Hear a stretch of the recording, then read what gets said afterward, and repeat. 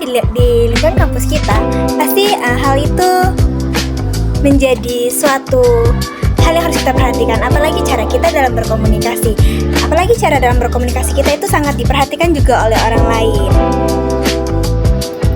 Nah, seringkali masalah yang terjadi dalam setiap hubungan itu bukan karena kita tidak peduli, tapi karena kita salah menyampaikan atau kayak kita salah memahami maksud dari yang sebenarnya, apa yang ingin kita ungkapkan, apa yang ingin kita komunikasikan dengan orang tersebut. Nah, seringkali itu terkadang kita salah memahami, sehingga kita tidak akan mengerti.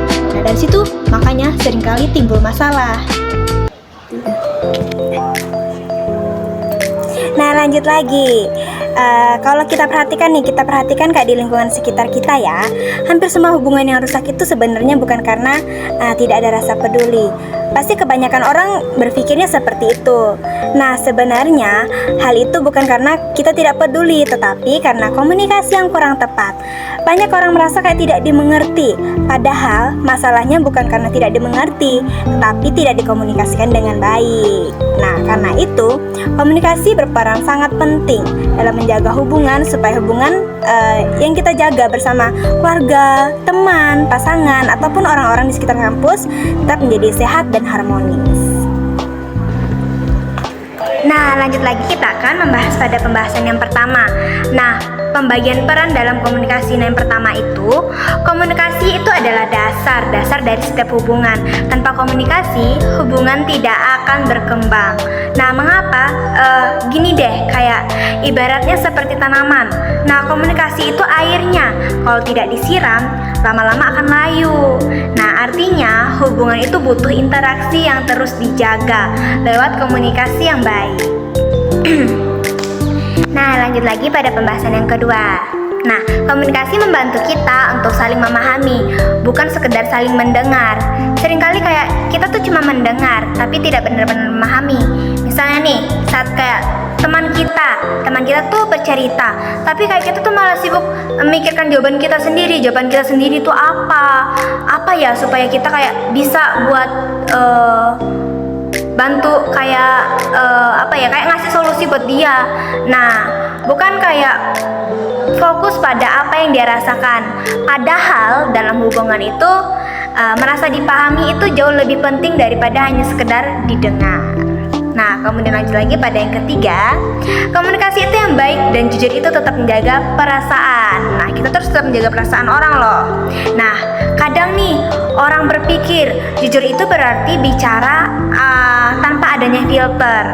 Padahal kejujuran yang baik itu tetap mempertimbangkan cara penyampaiannya. Kita bisa jujur tanpa harus menyakiti perasaan orang lain, dengan memilih kata yang lebih halus dan cara yang lebih tepat. Nah, kemudian lanjut lagi pada yang keempat. Komunikasi sangat berperan dalam menghindari dan menyelesaikan kesalahpahaman. Banyak konflik besar sebenarnya berawal dari hal yang kecil yang tidak diklarifikasi. Misalnya nih, kasih contoh kayak hanya karena pesan singkat yang disalahartikan, hubungan tuh jadi renggang. Kadang nih, kayak kan kita ya, anak muda zaman sekarang seringkali ya kayak apa-apa tuh lewat chat, hanya lewat WA.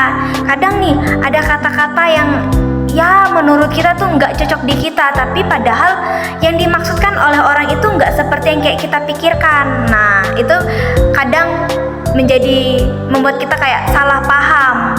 Nah, kalau kita langsung bertanya dan menjelaskan dengan baik, nah masalah kecil itu tidak akan menjadi besar. Tapi sebaliknya, kalau kita nggak bertanya, kita nggak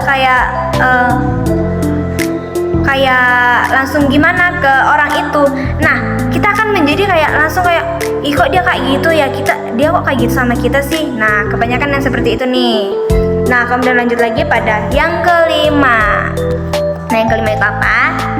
Nah, nungguin ya. Nah, komunikasi itu yang baik menciptakan rasa yang dihargai. Hal sederhana seperti kayak mendengarkan tanpa memotong pembicaraan, memberi respon yang tepat, atau menghargai pendapat orang lain bisa membuat seseorang itu kayak merasa penting. Dan ketika kayak seseorang merasa dihargai, hubungan akan terasa lebih nyaman dan harmonis. Nah, kemudian yang terakhir nih, yang ketujuh. Nah, yang ketujuh ini, komunikasi bukan hanya kayak soal kata-kata, tapi juga sikap. Nah, sikap itu harus kita perhatikan. Kadang kayak tanpa sadar kita nih kayak nada bicara kita terdengar tinggi, kemudian kayak ekspresi wajah kita kayak menunjukkan kayak kita nggak peduli. Nah, padahal hal-hal kecil seperti itu bisa membuat lawan bicara kita kayak merasa tidak dihargai. Jadi, komunikasi itu bukan hanya apa yang kita ucapkan, tapi juga bagaimana saat kita menyampaikannya. Nah, jadi kalau kita berkomunikasi dengan baik, cukup bilang, "Aku lagi butuh waktu sebentar ya, nanti kita ngobrol lagi." Nah, hal sederhana, kata-kata sederhana itu bisa mencegah kesalahpahaman dalam menjaga hubungan tetap baik. Nah, hal ini bisa kita terapkan baik dalam keluarga, teman, sahabat, pasangan, ataupun orang-orang di sekitar kita, baik dalam kampus maupun luar kampus. I just had to let you know you're